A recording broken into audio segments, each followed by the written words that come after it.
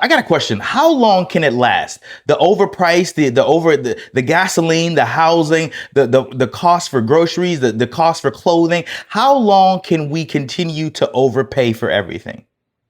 Let me bring this home. History has an answer for this question, and it's very simple. Very, very, very simple. And it's not an encouraging answer. Here's the answer. Every economic system that has ever extracted more than it invested in its own people has eventually collapsed. Every economic system that has ever extracted more from its people than it has given to its people has collapsed. So we're talking about Rome, right? Rome was one of those. Rome invested into the British Empire. Rome invested into the Soviet Union.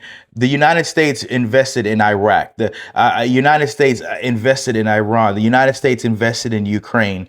I think you'll see what you can argue that the details, but the pattern is very consistent. Why don't we invest in America? Why don't we invest in American citizens? Why do we have to invest in Ukraine? Why do we have to give Argentina millions of dollars? Why don't we give the American citizens money?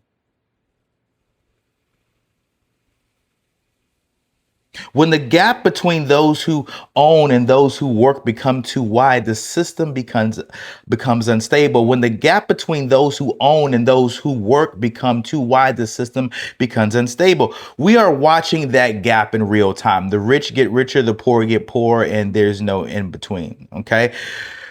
The warning signs are here, people. The warning signs are here.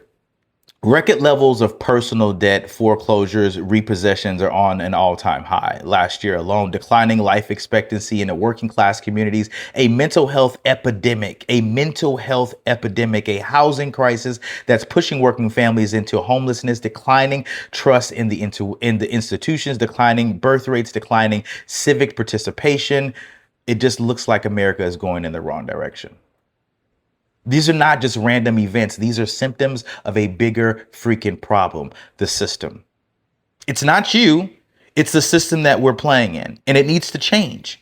The system needs to change. And you're not fixing the system by telling people that they're sick. People are tired of hearing that. People are working hard and nothing's changing. People are working hard and still seeing their bills rise and their pay stay stagnant. And it's time for us to speak up, speak out, and speak loudly about what we want to change instead of sitting back on your hands, doing nothing and complaining. This year be your year of change, be your year of motivation, inspiration, and movement.